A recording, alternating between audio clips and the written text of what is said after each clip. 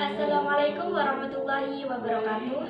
Berjumpa lagi dengan saya Sri Wahyuni dari kelas SHB.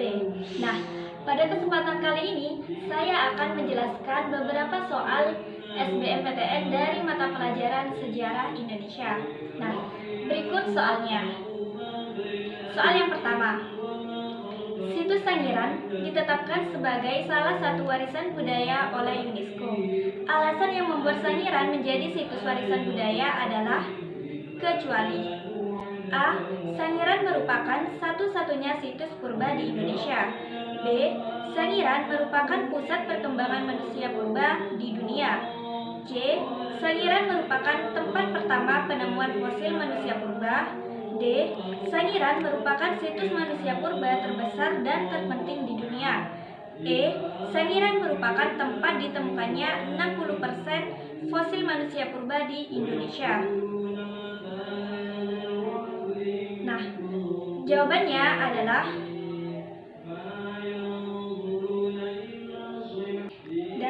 jawabannya ya. A. Betul sekali. Sangiran merupakan satu-satunya situs purba di Indonesia. Situs Sangiran ditetapkan sebagai warisan budaya dunia nomor 593 pada tahun 1996 dengan nama The Sangiran Monument Site oleh UNESCO. Terletak di Kabupaten Sragen dan Kabupaten Karanganyar, Sangiran menjadi salah satu situs manusia purba terbesar dan terpenting di dunia. Sesuai dengan penamaannya, yaitu The Sangiran Monument Site, maka Sangiran merupakan tempat pertama penemuan manusia purba di Jawa. Situs Sangiran mulai dikenal sejak von Koningswald menemukan fosil manusia purba pada tahun 1934. Hingga saat ini, situs Sangiran merupakan situs manusia purba terbesar di dunia dan telah ditemukan sekitar 100 fosil manusia purba Homo erectus, atau 50% lebih temuan fosil Homo erectus di dunia dan lebih dari 60% yang ditemukan di Indonesia. Dengan beberapa alasan tersebut, maka Sangiran ditetapkan sebagai pusat perkembangan dan penelitian manusia purba di Indonesia.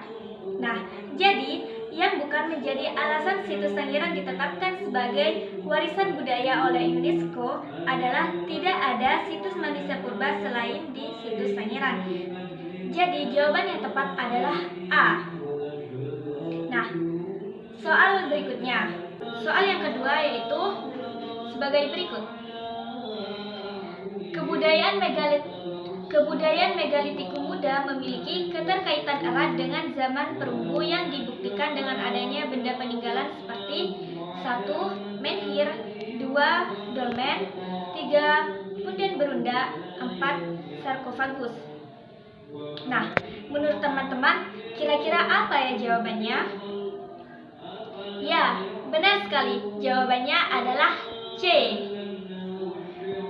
Kebudayaan megalitikum muda berkembang pada zaman perunggu. Pada zaman ini, manusia praaksara telah mengenal sistem kepercayaan yang dicirikan dengan adanya benda-benda peninggalan berbahan batu besar seperti dolmen, yaitu meja batu yang berfungsi untuk meletakkan sajen dan juga berfungsi sebagai media pemujaan terhadap arwah nenek moyang. Selain dolmen, benda peninggalan megalitikum muda adalah sarkofagus. Sarkofagus yaitu peti mayat yang dibuat dari batu. Semuanya diyakini sebagai media pemujaan terhadap arwah nenek moyang. Jadi, bukti kuat yang menunjukkan ciri megalitikum muda adalah masa tersebut manusia praaksara mulai membuat dolmen dan sarkofagus. Jadi, jawabannya adalah C. Soal berikutnya.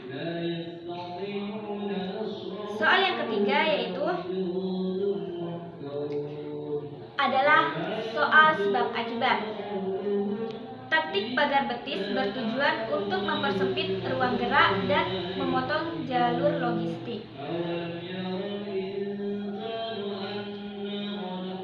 Nah, apakah pernyataan tersebut benar atau salah? Pernyataan tersebut ya benar, karena operasi terpadu pagar betis adalah operasi militer yang dilakukan oleh tentara pemerintah dengan menyertakan masyarakat untuk mengepung tempat-tempat pertahanan pasukan DITII di Jawa Barat. Tujuan taktik ini adalah untuk mempersempit pasukan lawan.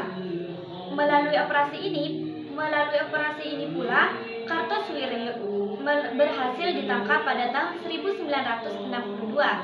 Ia lalu dijatuhi hukuman mati, yang menandai pula berakhirnya pemberontakan DITII Kartosuwiryo.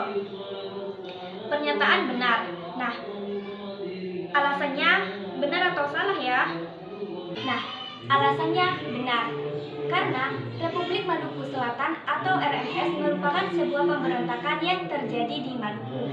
Dalam tubuh RMS sendiri terdiri atas bekas pasukan KNIL yang memiliki pengalaman tempur dan memiliki kualifikasi sebagai pasukan komando. Konsentrasi kekuatan mereka berada di Pulau Ambon dengan medan benteng alam yang kokoh. Bekas benteng pertahanan Jepang juga dimanfaatkan oleh pasukan RMS. Oleh karena medan yang berat ini, selama peristiwa perebutan Pulau Ambon terjadi pertempuran yang sengit. Meski kota Ambon sebagai ibu kota RMS berhasil direbut dan pemberontakan ini akhirnya dikepas. Jadi pernyataan benar dan alasan juga benar. Nah, apabila pernyataan benar dan alasan benar, maka kemungkinan jawabannya ada dua, yaitu pilihan A atau B. Jadi, apakah antara pernyataan dan alasan memiliki hubungan atau tidak? Nah, keduanya tidak memiliki hubungan. Jadi, jawabannya adalah B. Karena pernyataan berisi tentang pemberontakan DITII, sedangkan alasan berisi tentang pemberontakan RMS. Nah, sekian pembahasan soal-soal SBMPTN materi sejarah Indonesia dari saya. Kurang lebihnya saya mohon maaf. Wassalamualaikum warahmatullahi wabarakatuh.